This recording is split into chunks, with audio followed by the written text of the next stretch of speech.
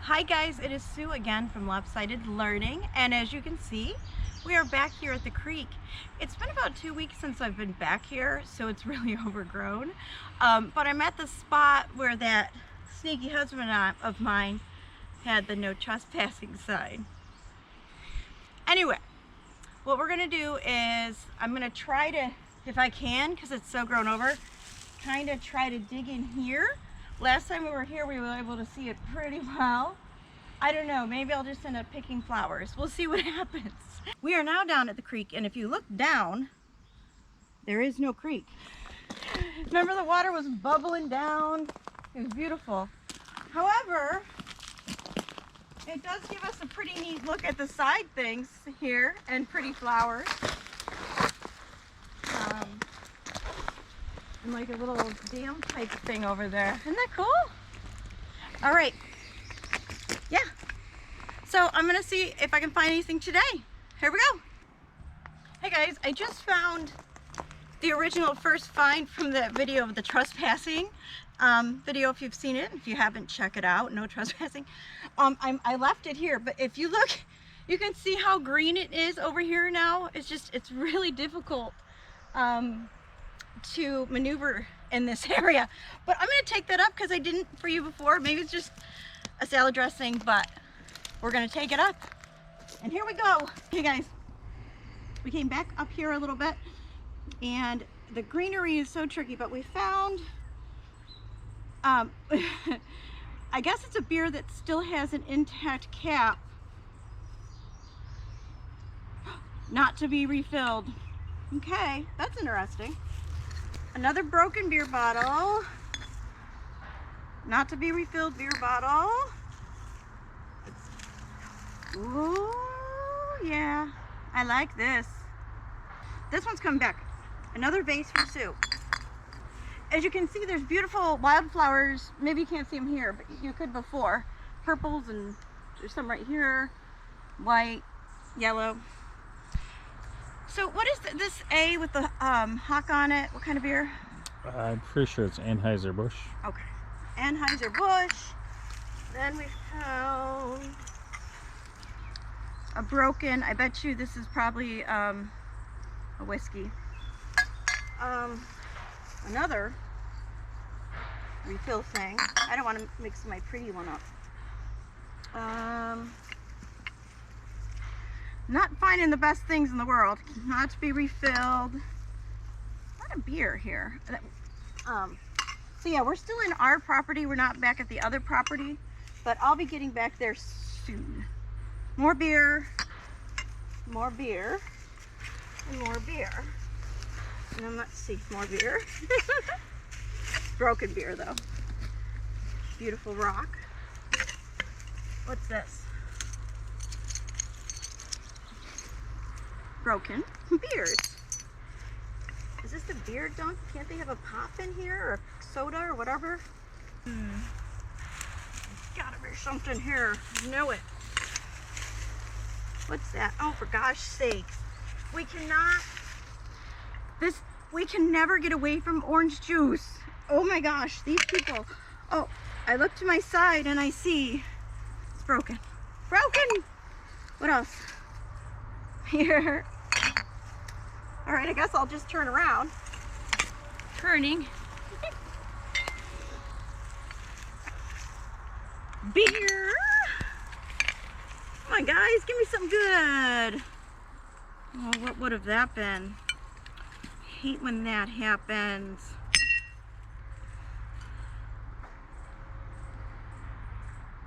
I don't know. It was probably just a whiskey or something. Prickers. Bottles of beer. What is that? Just a cap.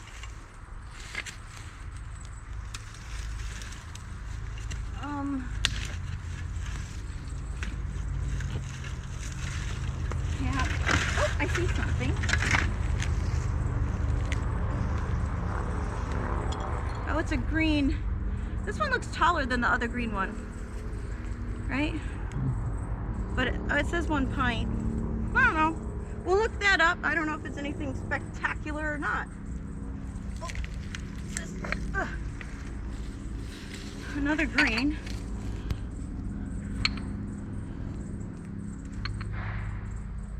$69 something. Don't know. Grab my stuff. I think as I turned, I took the other one, right? I got it. Oh, there's a bottle right here. Oh. Hang on. All right, nothing spectacular, guys, but it's whole. That's always good.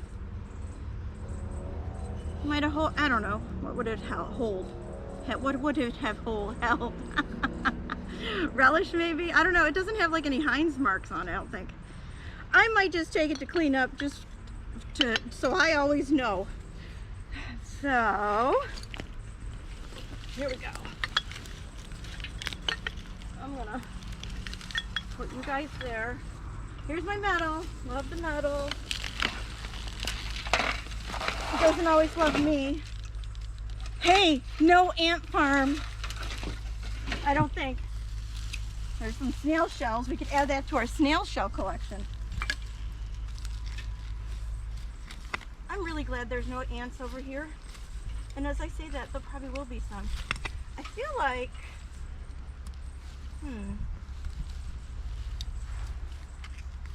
maybe around that area. What's that? Oh, got a bottle. Oh, we found something. Okay, come on in, because I found two something. Okay. Okay, guys, I got two bottles here. I don't know, they might not be anything great, but let's find out. If they're different, that'll be great. I'm gonna get this one first, it's easy. And it's just a beer. Let's go for this one here. It's like stuck, please be whole. Please be whole. It's whole. What is it? What is this? What is the, what is it? Less toil? Less toil?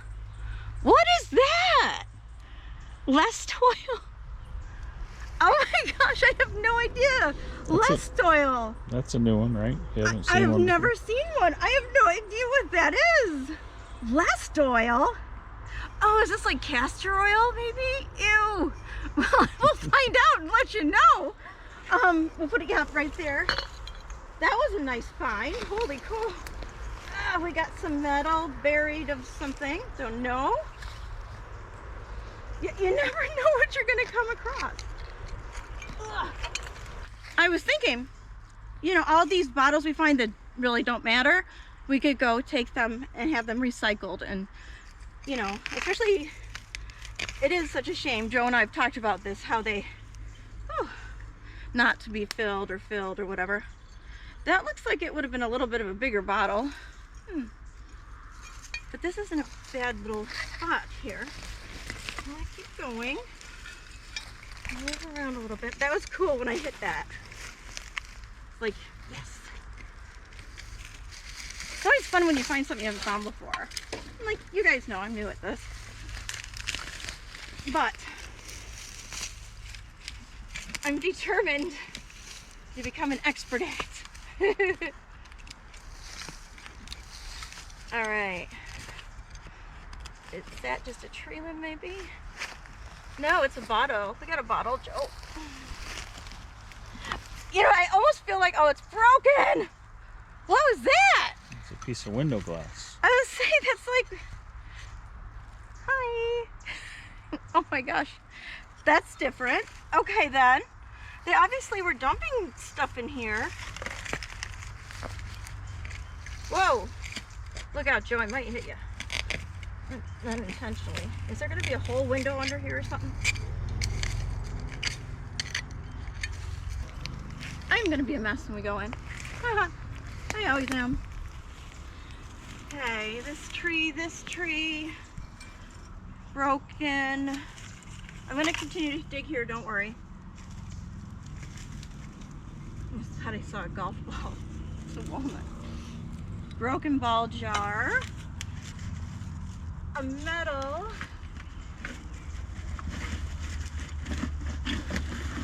Something. Oh God, don't be. Okay.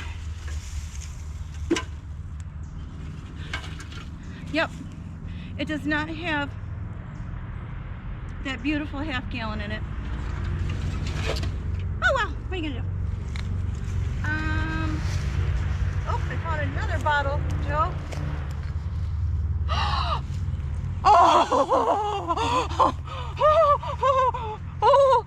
Okay, it's calm down. Oh my God! Okay, I'm gonna look at it. I'm gonna try not to get too excited. Okay. We found a Coca-Cola. Oh, I'm shaking. And it is Geneva. So I forgot what the date thing is. I'll go over it again with you guys because I'm just so excited.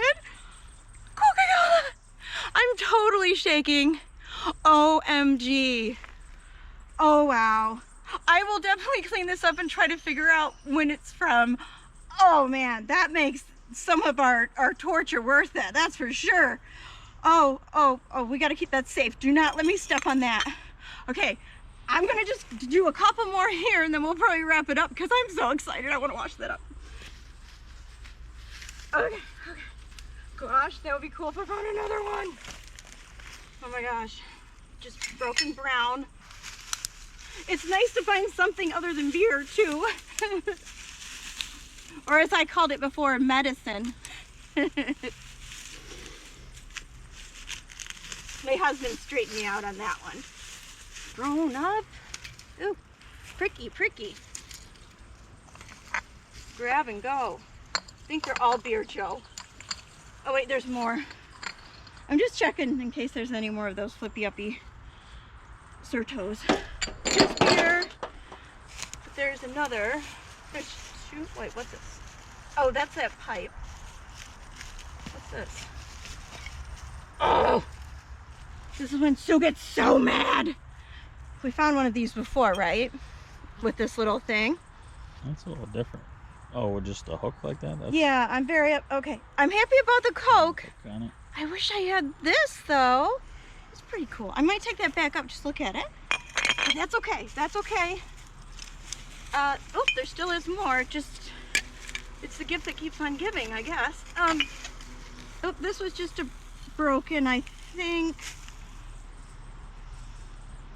Yeah, like a 4/5 bottle thing.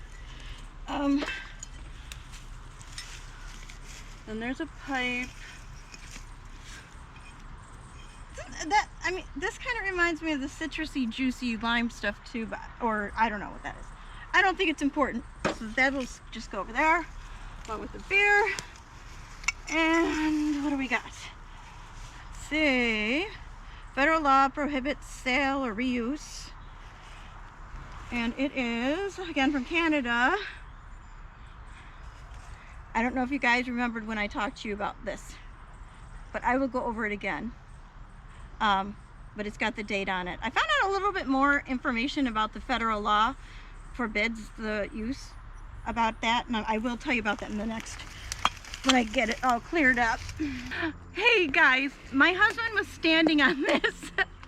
So we're back again, and then I'll let him go do what he's got to do. But let's see. We've got broken this, but this, you can't have Coke and not get a Pepsi. Look at that. It's not in perfect condition by all means, but it's got the Pepsi Cola on the sides. What does it say? I'm gonna be careful because I don't know. You know what? I'm just gonna clean it up. I'm not gonna touch the outside, guys. And then we'll get back to you. Okay, see you in a minute. All right, let's just bring this up, even though it's heartbreaking. This, I could tell when I read it, it is 1/2 gallon. I just really liked the hook on it and would really love a full bottle of this. But I brought it back just in case. It probably, I'm going to assume, held liquor because that seems to be the answer. And then as far as this green bottle goes, I don't really know. All I know is it has the pint, 1 pint, and you can't return it. No, no deposit, all that business. And to have a pint, we'll get into that in a minute. Then there's this one here, guys. I think this probably wasn't anything too spectacular, but I really liked it. It had some markings on it, but I couldn't really find what it was. And chances are it was probably just like a salad dressing or nothing a big deal wise. And then as promised, I brought this one back. This is the one that we found on the no trespassing day when we were down at the creek, but I never brought it up, so I did this time. And guess what, guys? I still have no idea what it is. Again, this might be a salad dressing or something like that. I just didn't invest the time in these guys so much because I wanted to focus a little bit more on the others. Okay, guys, we have our Lest Oil bottle that I was like, what is that? Oh, wow. And then look at the cap. It's a metal cap with a little bit of orange and stuff. And you know, guys, if you were kind of laughing at me a little bit, I understand. This is still on the market today. It is still on the market today. And it is a trademark of Clorox, you know, according to my research. But this stuff here can get out stains that are really, really tricky. Even like oil paint stains, like oil paint, or even water-based paint stains. It's incredible stuff, okay? Strong, good stuff. But because a lot of people can't find it, they often will turn to the next thing, which is Pine Sol, to give it a try if they can't find Lest Oil. But I could find it online just fine to purchase. So if you ever get in a tough jam and you have, I mean, if you can get out an oil paint stain, that's incredible to me. I mean, totally incredible. So this first came out in 1933 though, guys, Lest Oil. So it's been around a long time. Cool. Okay, guys, here is that brown bottle we found, right? We went over this in a different video, but we'll do it again because this is important. And it really is. So I'm going to start here. It says federal law, okay, forbids, and it's forbids. I apologize. I think I said it wrong in the video. The sale or reuse of this. It's making a lot of noise, huh? Bottle. Okay. So what we got here, guys, in my little wibbly wobbly bottle here, okay, you know something right off the bat. Right off the bat, it's got that information on it, okay? Federal law forbids sale or reuse. All right, timeline, ready? The timeline for this is between 1932 and 1964, where the federal government insisted that that be written on bottles. A lot of times they were concerned that maybe somebody would be throwing some moonshine in there or something like that. But I want you to know one thing about these dates. So 1932 to 1964, but how many glass makers really in 1964 want to waste time and money changing the bottle form? So because of that, guys, you might actually still find this notation on bottles up to, 1969, just because they didn't want to change the mold, okay? So number one, you kind of have that way to tell what you got, right? Now, the other thing is the unit of measurement. Okay, so right here we have 4/5 quart, right? So 4/5 quart, we don't use that a lot in liquor bottles nowadays, do we? So let me explain. The type of measurement changed. We changed the unit of measurement for liquor in the United States in 1979. So we changed it from the imperial system, okay, which was widely used in England at the time. Now they kind of use both the imperial and what we are now to use in our alcoholic beverages, which is the metric system. And honestly, guys, the metric system is pretty much used everywhere. In the UK, they still might use both, and now the United States really kind of uses both too. But for liquor bottles, we are now using the metric system. Why? There's probably a few reasons why. One is we probably don't want to confuse people when we do trade or commerce or sell to other countries. Because if you're to look at a map right now, you're going to see that the majority of people and countries and things in the world use the metric system, okay? So the unit of measurement is a telltale sign of how old a piece is or what your find is. Sometimes they put both on. In 1979, 1980, they used both the imperial method and the metric. But let me tell you, Americans are, so that's two facts, okay? So you're going to start seeing these. Let me show you before I go off on a tangent. I've got this bottle here, light, nice and light. All right, we're using the metric system, right? We got a liter. Liter, imported Canadian leaf. Maybe not the best example. So if you look at soda bottles or pop bottles, you're going to see we use liters, but nifty like, we also have 2 quarts, 3.6 fluid ounces, or 67.6 fluid ounces. So you kind of use both there too. All right, let's move on to something different. Let's move to this one that my husband was stepping on. This is our Pepsi Cola bottle. Pepsi Cola. Now, it can't be easy to be Pepsi in a world of Coca-Cola, right?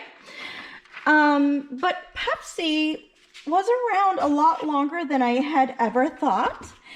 And Pepsi, of course, because it seems like all pop or soda or whatever you want to call it, seemed to be created in pharmacies. And it was created in a North Carolina pharmacy, and a person named Caleb Bradham came up with the formula, okay? And he tried to sell it in 1898 as Brad's drink. Pepsi Cola is Brad's drink, right? Okay, no, yeah, that didn't last long. So they ended up changing the name to Pepsi Cola in 1898, like you can see in these beautiful ribbons on the side, which is super duper cool. And unfortunately, you know, there is some stuff that would normally be on the outside, but I don't have it, okay? Pepsi, interesting history. They actually went bankrupt. Prior to World War I, they overestimated the price of sugar or whatever it was, and sugar didn't go up, it went down, and for whatever reason, they had all this sugary drink and they went bankrupt. So it went through a bunch of investors' hands. It's a lot of stuff. And then what they ended up doing is kind of like rebranding themselves. And when World War II came along, they made sure they had enough sugar and whatever they needed. And they did this fantastic thing that brought this back to life. And I don't know this jingle, but it's probably was catchy, and the idea was brilliant. So what Pepsi Cola did was come up with this phrase that sold people on it, okay? Are you ready? First of all, they had what's called a nickel, like a jingle, okay? And what they said, and it went across all of the United States radio stations. Okay, ready? They said to compete against Coca-Cola, I'm assuming, who made 6-ounce bottles at the time, but we're going to get to that. It said you get twice as much for a nickel. If you buy Pepsi, you're going to get twice as much for a nickel. Let me tell you, that brought Pepsi-Cola back in. They did reformulate a little bit. They made a comeback. They acquired Mountain Dew, which my husband loves, at some point. And they were also able to, and were the very first company that actually were able to have a product that is produced and sold in the USSR. That is pretty incredible, and that happened in 1974. So, now as far as this bottle goes, I'm not exactly sure of the age, but the ribbons on it do say Pepsi-Cola. There would typically be a label here, and depending on what that label would say, I would be able to give you a better idea, okay? But Pepsi had a really interesting history, as did Coca-Cola. Oh, my baby. Coca-Cola. This was so exciting for me, guys, and I know I don't really need to tell you that because you could tell. So Coca-Cola, yeah. So Coca-Cola, I think a lot of us already know this. Coca-Cola was originally introduced, as well as Pepsi was, in a pharmacy, okay? And Coca-Cola had a pretty good reason for its name, and I believe it was the accountant at the time that gave it this name, Coca-Cola. And that was because Coca-Cola, as I think a lot of us know, the Coca actually stood for cocaine. Oh my goodness, right? And the cola was said to be from the caffeine that came from the cola nuts. At least that's what they're saying. Now, of course, they had to take that cocaine out. I'm not sure at this time when they did, but they tried to sell this. Like most sodas and pops or whatever you want to call them, I've been coming across as like a medicine type thing or whatever. But anyway, that's how the name came out. Crazy, crazy history. But let me just tell you right now, this bottle right here is what they call a hobble skirt. It's a hobble skirt Coca-Cola bottle because it has this sleek, curvy style that started in 1915. Now, there's more to be said about that, but I'm not going to get into that. But I am going to say I believe this bottle is the 8th design type of a Coca-Cola bottle, which is cool. I mean, for a company from, the late 1800s, that's pretty cool to be the 8th. There was a neat thing.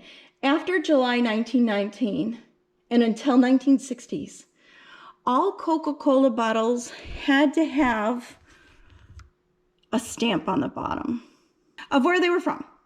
This here, Geneva, and I can tell you right now, it says Geneva, New York.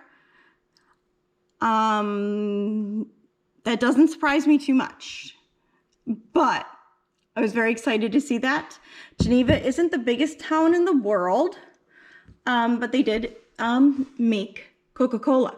But they're not the only ones.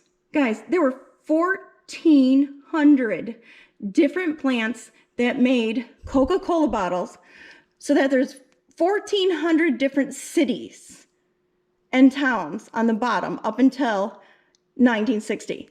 Now, so hobble skirt, and the way I know the date, guys, it's pretty simple with Coca-Cola bottles. There's some numbers down here. I don't know if I'm focusing in right. And right here, it says 52. So the first two numbers give you the year, and the other two I don't quite know what the other two mean, but the 52, the first two numbers tell you the date. So this is a 1952 Habbo skirt, Coca-Cola bottle, 6 ounces, bottle style number 8. The next bottle style would be holding 6.5 ounces, okay? But I have a 6 ouncer made in Geneva, New York, okay? And then the other last thing I wanted to say is the reason Coca-Cola is inscribed like that into the bottle is because back in the day when people used to buy pop, Coke, whatever it was they bought. I know we say pop, we say soda, we say whatever. But the way they did it was they put the pop or soda in ice. And they did originally have some paper wrappers around it, but they would come off. So that inventor wanted to make sure whatever he did, all they would need to do was touch the bottle and know what it was. And I think they were very successful. All right, guys, I have already talked way too much. I'm going to turn around. So there's our history lesson. Very, very rich history in all of this, and it's neat how it gets into like World War I or World War II, and I have other things to show you guys that I've acquired, even some finds that I didn't get on tape. They're really cool. Anyway, thank you guys so much for watching. I appreciate it. Please just feel free to hit the like button if you like this, and I'm gonna be going out and doing more digs. And then subscribe if you don't mind. That would be super duper. I'm having a blast, and I can't wait to find what we find next. You take care, everybody, and stay safe. Bye, guys.